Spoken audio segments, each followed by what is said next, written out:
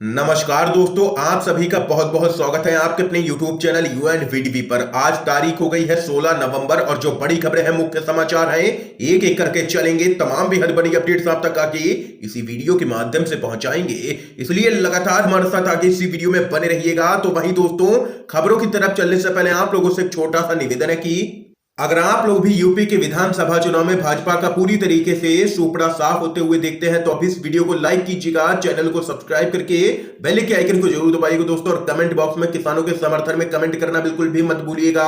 जय जवान जय किसान। तो आइए दोस्तों, पहली बड़ी खबर बताते चले आप लोगों को।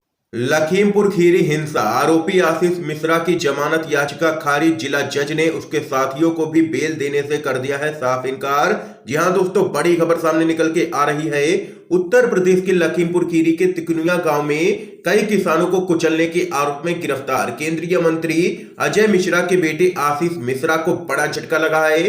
जिला जज मुकेश मिश्र ने आशीष और उसके दो अन्य साथियों लवकुश और आशीष पांडे की जमानत याचिका यहां पर पूरी तरीके से खारिज कर दी है। अपने फैसले में जिला जज ने कहा है कि उन्हें आरोपियों को जमानत देने का कोई पुख्ता आधार नहीं दिखता है। ये यहां पर दोस्तों देख सकते हैं, तगड़ा झटका लगा है केंद्रीय मंत्री अजय मिश्रा टेनी के बेटे आशीष मिश्रा को, और कोर्ट ने उनकी जमानत याचिका कर दी है खारिज। एक और बड़ी खबर बताते चलें। भोपाल में पीएम मोदी की जनसभा में सैकड़ों कुर्सियां दिखी खाली, कांग्रेस ने कसा है तंज, हुई है जबरदस्त फजीयत। मध्य प्रदेश के भोपाल में पीएम मोदी की जनसभा में सैकड़ों कुर्सियां खाली दिखी, जिसको लेकर के उनका सोशल मीडिया पर मजाक उड़ाया जा रहा है। खाली कुर्सियों को लेकर के कांग्रेस के नेता श्रीनिवास बीबी ने तंज कसा है। उन्होंने कहा है कि मोदी जी की भोपाल रैली में उमड़ी खाली कुर्सियों की भारी भीड़। दरअसल दोस्तों, तस्वीरों में साफ तौर पर देखा जा सकता है कि जब प्रधानमंत्री मोदी भोपाल में रैली को संबोधित कर रहे थे, उस समय जनसभा में कई कुर्सियां वहां पर खाली देखी गई और नाम मात्र की ही भीड़ दिखाई पड़ रही है तस्वीरों के माध्यम से, जिसको लेकर के कांग्रेस ने तंज कसा है। दोस्तों, एक और बड़ी खबर बताते चलें। पूरे महाराष्ट्र में दंगे कराने की थी बड़ी साजिश, बीजेपी नेताओं का था हाथ, नवाब मलिक ने लगाए हैं गंभीर आरोप। जी हां दोस्तों, महाराष्ट्र के मंत्री नवाब मलिक ने हाल में महाराष्ट्र के कुछ शहरों में हुए सांप्रदायिक तनाव को लेकर के बड़ा आरोप लगाया है। उन्होंने बीजेपी पर पूरे महाराष्ट्र में दंगे की साजिश रचने का आरोप लगाया है। उन्होंने कहा है कि बीजेपी की ओर से बंद का आह्वान किया गया था और पूरे महाराष्ट्र में तनाव और दंगे पैदा करने की बड़ी साजिश थी भाजपा की। बीजेपी के नेता अनिल बोंडे और अन्य ने इस साजिश के तहत अमरावती शहर में पथराव और आगजनी की। नवाब मलिक ने आरोप लगाया है कि बीजेपी के नेताओं ने 2 तारीख की रात को दंगे का षड्यंत्र रचने का काम किया। कुछ नौजवानों को पैसे और शराब बांटी गई। इसके बाद यहां पर दंगे करवाए गए, दुकानों में आग लगवाई गई और पुलिस जांच में सारी सच्चाई सामने आई है और उनके खिलाफ अब यहां पर कार्रवाई शुरू हो गई है। और वहीं आप लोगों को दोस्तों बताते चलें, त्रिपुरा हिंसा के नाम पर अमरावती में बीजेपी के कई नेता यहां पर गिरफ्तार किए गए हैं, जिन पर यूएपीए लगाने की मांग यहां पर तेज हो गई है। दंगे में शामिल है भाजपा, ये यहां पर बड़ा खुलासा दोस्तों हुआ है। एक और बड़ी खबर बताते चलें। आजादी वाले बयान को लेकर के महिलाओं ने कंगना रनौत का पुतला चप्पलों से पीट करके फूका है। जी हां दोस्तों, बड़ी खबर है, बताते चलें। मोदी की अंधभक्त कंगना रनौत के द्वारा आजादी पर दिए गए विवादित बयान के बाद देश भर में लोगों के अंदर काफी गुस्सा देखने को मिल रहा है। कई लोगों की प्रतिक्रियाएं भी सामने निकल के आई, उनकी गिरफ्तारी की मांग भी तेज होती जा रही है। देश के कई राज्यों में यहां पर उन पर ताबड़तोड़ एफआईआर भी दर्ज की गई है।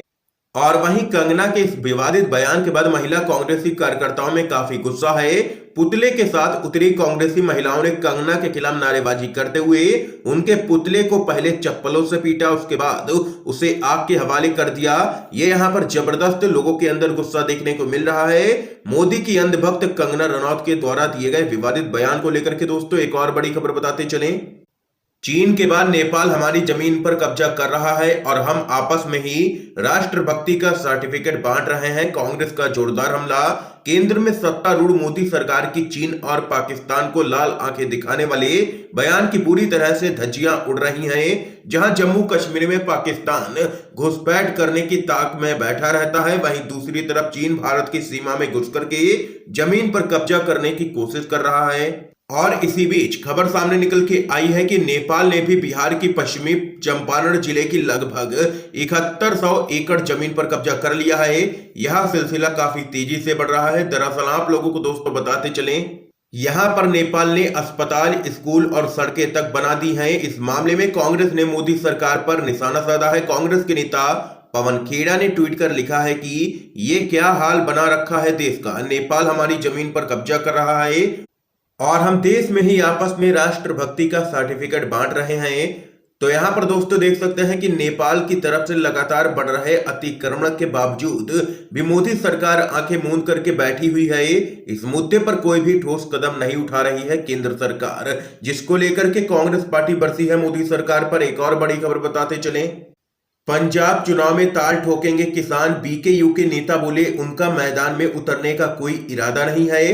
भ्रष्ट पार्टियों को हाशिए पर डालने के लिए सामने लाएंगे नए चेहरे। जी हां दोस्तों, 3 कृषि कानूनों के खिलाफ आंदोलन कर रहे किसानों के नेताओं ने अब भ्रष्ट और किसान विरोधी नेताओं को किनारे करने के लिए चुनावी मैदान में प्रत्याशी उतारने का ऐलान किया है।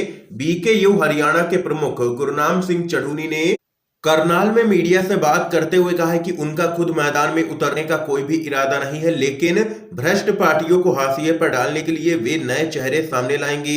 उन्होंने मिशन पंजाब की बात करते हुए कहा है कि इसका मतलब पूरे पंजाब में अपने उम्मीदवार उतारना है और यहां पर उनका दो टूक कहना है कि मैं चुनाव नहीं लड़ूंगा। ये यहां पर चढ़ूनी ने ऐलान कर दिया है। सीधा इशारा भाजपा की तरफ है। भाजपा का सुपड़ा पूरी तरीके से साफ करना है, ये यहां पर कहना है बीकेयू के नेता गुरनाम चढ़ूनी का। एक और बड़ी खबर दोस्तों बताते चलें।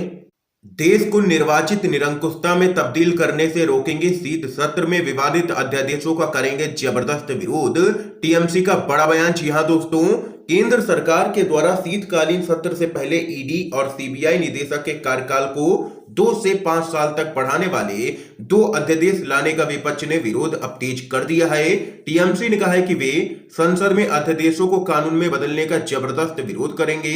तृणमूल कांग्रेस ने आगे कहा है कि वह देश को निर्वाचित निरंकुशता में तब्दील नहीं होने देंगे। तृणमूल कांग्रेस के नेता डेरेक ओब्रायन ने कहा है कि 2 बेशरम अध्यादेश ईडी और सीबीआई निदेशक के कार्यकाल को 2 से 5 साल तक बढ़ाते हैं। संसद का शीतकालीन सत्र अब से 2 सप्ताह के बाद शुरू होना है, निश्चिंत रहे। विपक्षी दल भारत को निर्वाचित निरंकुशता की तरफ मुड़ने से रोकने के लिए हर संभव प्रयास करेंगे। तो यहाँ पर दोस्तों देख सकते हैं कि इस पूरे मामले को लेकर के टीएमसी आर पार के मूड में नजर आ रही है और यहाँ पर जबरदस्त हंगामा देखने को मिल सकता है संसद के अंदर शीतकालीन सत्र में। एक और बड़ी खबर बताते चलें। गुजरात में जब्त की गई 600 करोड़ की हीरोइन, तो नवाब मलिक ने इसे बताया है ड्रग तस्करी का अड्डा, लिखा उड़ता गुजरात। जी हां दोस्तों, भाजपा शासित गुजरात में बड़ी तादाद में ड्रग्स की खेप पकड़ी जा रही है। हाल ही में गुजरात के मुंद्रा पोर्ट पर 3000 किलोग्राम के ड्रग्स की खेप पकड़ी गई थी, लेकिन कोई भी कार्रवाई नहीं की गई क्योंकि यहां पर पोर्ट अडानी का था और इसी की वजह से गोती मीडिया में भी खबर को यहां पर महत्व नहीं दिया गया और एक के बाद एक गुजरात में ड्रग्स की बड़ी खेप पकड़ी जा रही है। खबर के मुताबिक हाल ही में गुजरात पुलिस ने द्वारका के सलाया में करोड़ों रुपए की ड्रग्स और हीरोइन बरामद की थी। इसकी पुष्टि खुद गिरिराज मंत्री हर्ष संघवी ने की थी। और वहीं अब खबर सामने आ रही है कि गुजरात एटीएस के द्वारा चलाए गए ऑपरेशन में फिर से गुजरात में हेरोइन की बड़ी खेप पकड़ी गई है। बताया जाता है कि गुजरात एटीएस ने 600 करोड़ रुपए की हेरोइन जब्त की है। इसके साथ ही 4 लोगों को गिरफ्तार भी किया गया है, जिनसे पूछताछ की जा रही है। इस मामले में महाराष्ट्र सरकार के मंत्री और एनसीपी के नेता नवाब मलिक ने भारतीय जनता पार्टी पर निशाना साधा है। उन्होंने ट्वीट कर लिखा है कि फिर गुजरात कनेक्शन, उड़ता गुजरात। एनसीपी के नेता नवाब मलिक का आरोप है कि गुजरात इस वक्त ड्रग्स की तस्करी का अड्डा बन चुका है। बीते कुछ ही समय के अंदर गुजरात में कई बार बड़ी तादाद में ड्रग्स की खेप पकड़े जाने की खबरें सामने आ चुकी हैं और यहां पर मोदी सरकार की चुप्पी पर भी सवाल उठ रहे हैं। दोस्तों एक और बड़ी खबर बताते चलें। यूपी में योगी सरकार गायों के लिए शुरू करेगी एम्बुलेंस सेवा, सभी में 1 डॉक्टर और 2 स्टाफ। जी हां दोस्तों, खबर है उत्तर प्रदेश से। उत्तर प्रदेश में अब गायों के इलाज के लिए 24 घंटे एम्बुलेंस सेवा मौजूद रहेगी। ये तब है जब प्रदेश में लोगों का इलाज ढंग से नहीं हो पा रहा है।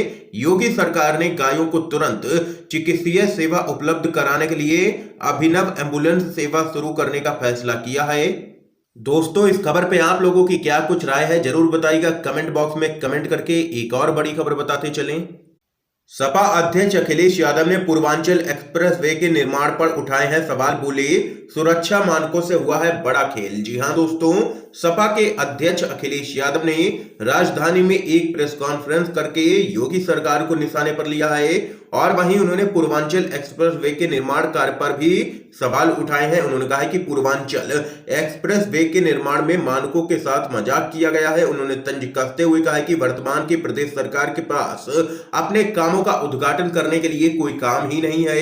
यह सरकार सिर्फ हमारे घोषित योजनाओं का ही उद्घाटन कर रही है। इन्होंने सड़क को सस्ता बनाने के चक्कर में डिवाइडर को कम कर दिया, कनेक्टिविटी पॉइंट को कम कर दिया। यदि योजना के अनुरूप इसका निर्माण किया गया होता तो पूर्वांचल के लोगों को इससे रोजगार में लाभ होता।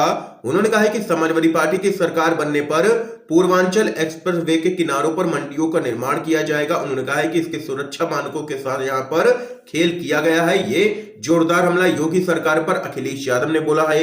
इस बीच एक और बड़ी खबर दोस्तों बताते चलें। असदुद्दीन ओवैसी का बड़ा ऐलान। राजस्थान में 2023 का विधानसभा चुनाव लड़ेगी एआईएमआईएम। आप लोगों को दोस्तों बताते चलें, असदुद्दीन ओवैसी की पार्टी एआईएमआईएम राजस्थान में 2023 के चुनावी मैदान में उतरेगी। यह ऐलान खुद असदुद्दीन ओवैसी ने जयपुर में किया है। ओवैसी पिछले दिनों भी जयपुर यात्रा पर आए थे। तब से ही ये कयास लगाए जा रहे थे कि उनकी पार्टी राजस्थान में चुनाव लड़ सकती है। और वहीं आप लोगों को बताते चलें, ओवैसी ने कहा है कि वह राजस्थान में चुनाव लड़ेंगे और उनकी पार्टी राजस्थान में अगले 1.5 महीने में पार्टी संगठन को लेकर के खुलासा कर देगी कि किसे कौन सी जिम्मेदारी दी जा रही है। ये यहां पर ओवैसी की तरफ से दोस्तों बयान सामने निकल के आया है। इस समय की आज की सभी बड़ी खबरें थी जो हमने आप लोगों तक पहुंचाई हैं। अगर आप लोगों को ये वीडियो पसंद आया हो तो इस वीडियो को लाइक कीजिएगा, ज्यादा से ज्यादा इन खबरों को शेयर कीजिएगा ताकि आप सभी के दोस्त भी इन खबरों को जान सकें। वीडियो देखने के लिए दोस्तों आप सभी का बहुत बहुत धन्यवाद।